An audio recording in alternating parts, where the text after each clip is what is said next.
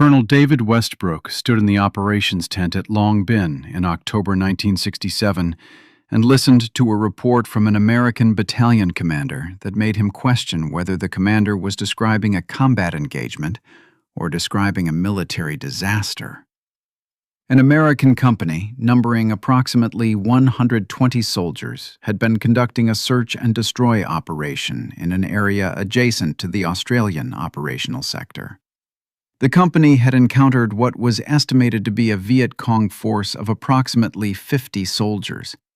The American company commander had positioned his troops in what he believed was a defensible formation. The commander had positioned platoons to cover the primary approach directions. The commander had positioned machine gun teams to provide suppressing fire. The commander had positioned mortar teams to provide supporting fire. The Viet Cong force, however, had not attacked from any of the primary approach directions. The Viet Cong force had flanked the American position from a direction that the commander had not anticipated. The Viet Cong had attacked from behind the American position, striking the American command element and the supporting elements. The American company had been forced to reorganize defensively while under fire from an unexpected direction. The American company had suffered significant casualties. The American company had been forced to call for air support and artillery support to prevent being overrun. When the engagement had ended, the American company had suffered 38 casualties, with 12 killed in action.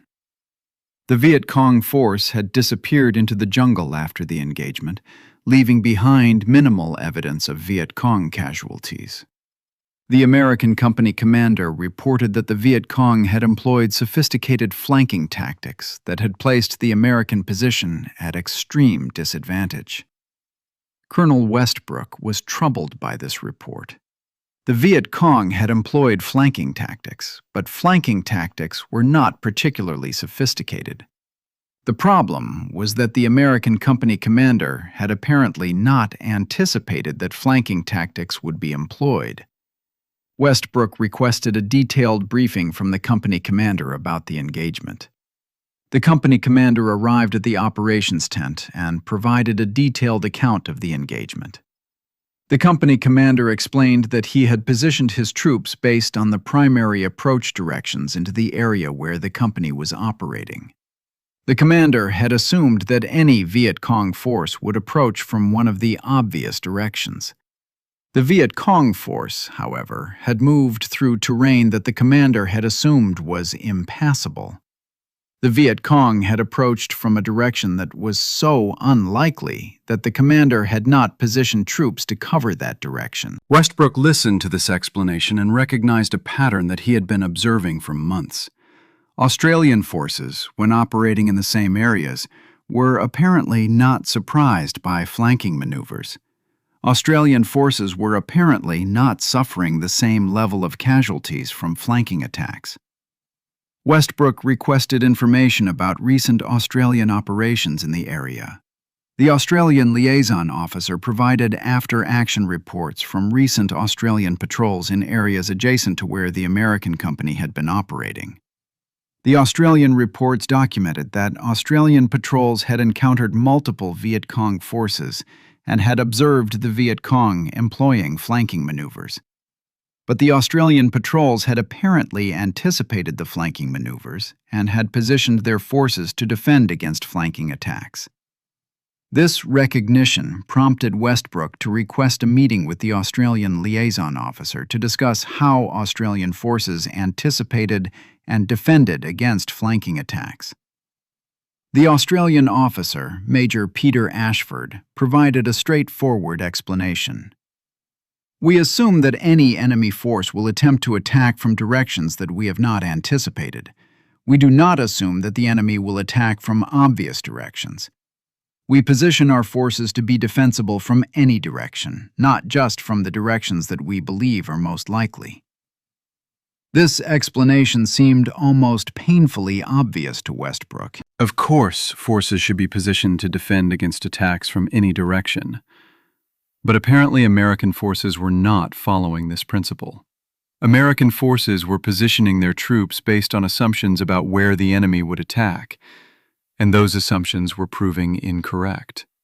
Westbrook requested that Ashford conduct a briefing for American commanders about how to anticipate and defend against flanking attacks. Ashford agreed to conduct the briefing. The briefing was held for approximately 30 American company and platoon commanders. Ashford began the briefing by making a simple statement. The enemy will always attack from the direction where you are least prepared to defend. If you position your troops to defend the primary approach directions, the enemy will attack from a secondary direction. If you position your troops to defend all directions equally, the enemy will attack from the direction where your defense is weakest. The corollary to this principle is that you should design defensive positions based on the assumption that the enemy will attack from unexpected directions. You should position your troops so that you can defend effectively from any direction, not just from the directions that seem most likely.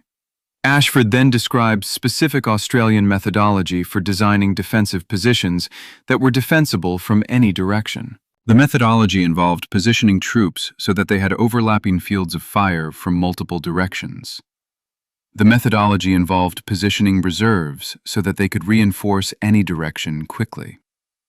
The methodology involved creating internal defensive positions that could be held even if the outer perimeter was breached. One American company commander asked whether this methodology required significantly more troops than conventional American methodology. No, Ashford replied. It requires different positioning of the same troops.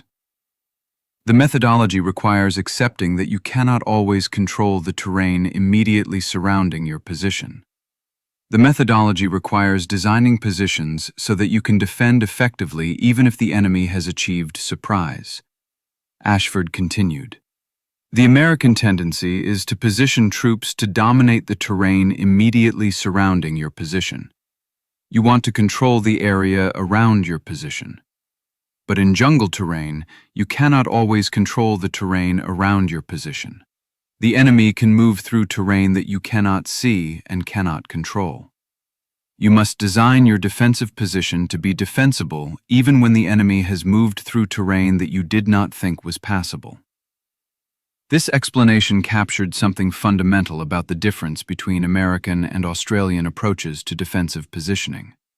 American defensive doctrine emphasized controlling terrain. Australian defensive doctrine emphasized designing positions that were defensible regardless of what terrain the enemy moved through.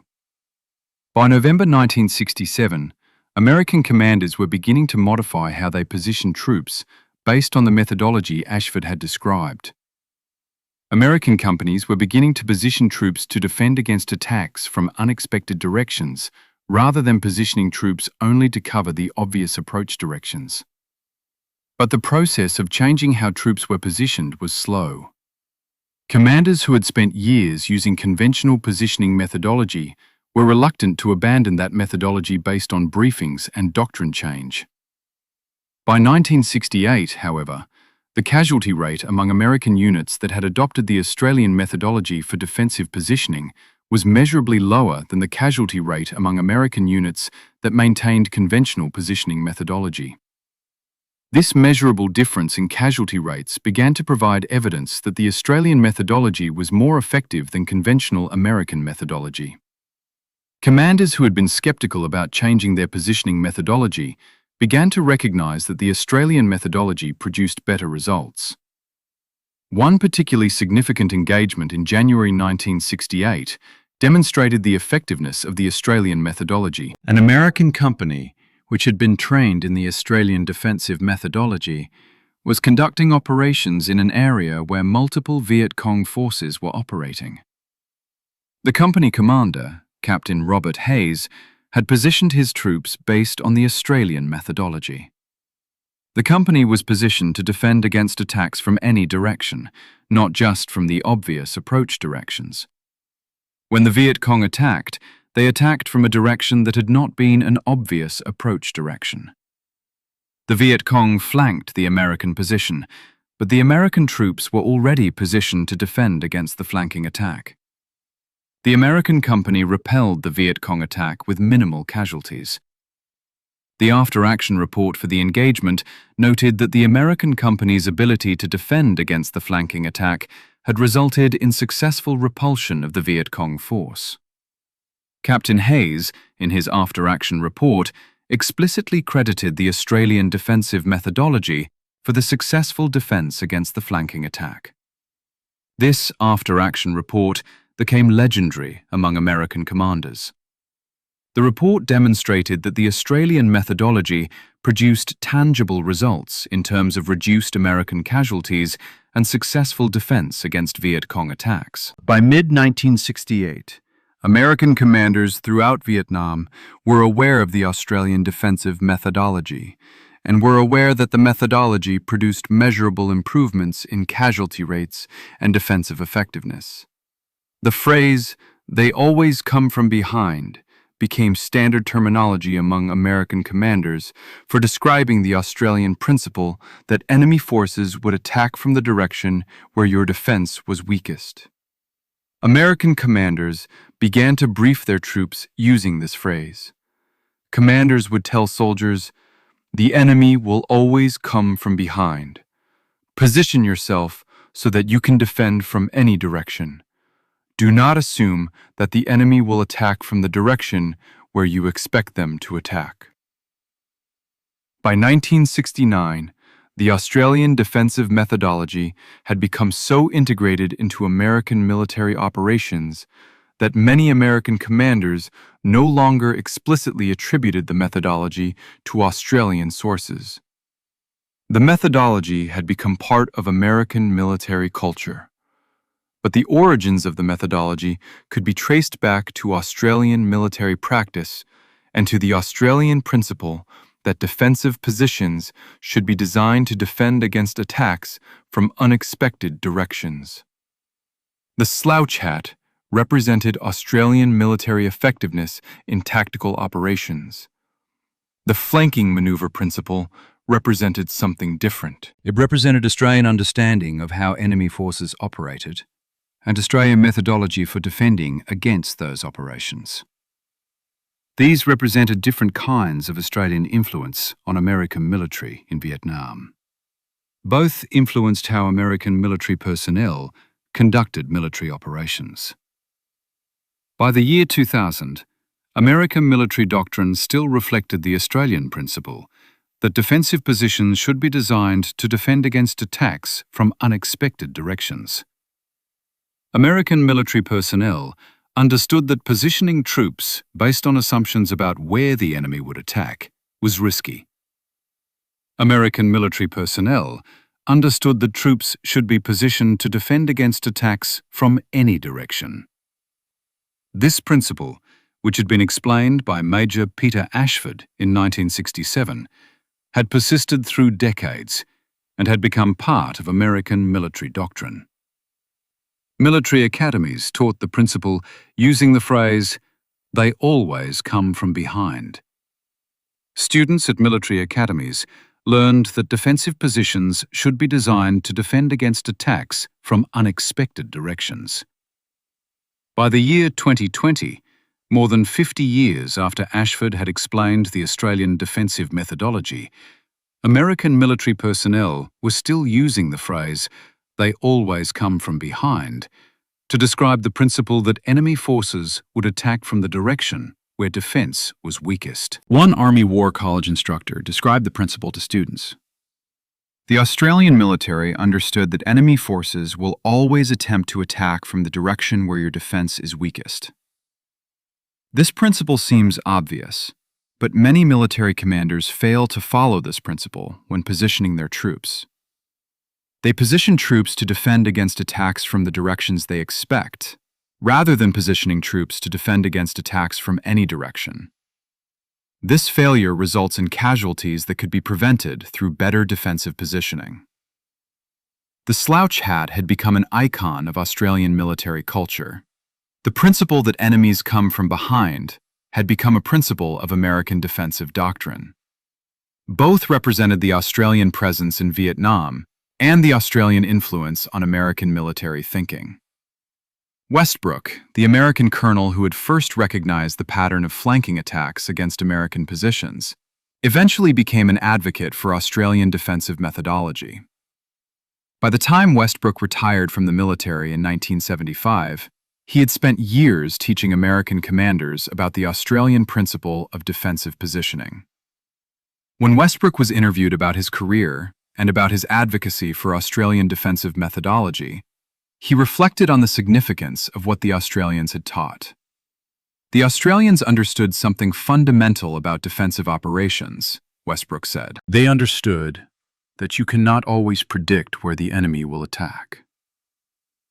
They understood that you must design defensive positions so that you can defend effectively regardless of where the enemy attacks. This principle seems obvious, but it is not obvious to commanders who have spent years using conventional defensive methodology. The Australians taught us to think differently about defensive operations.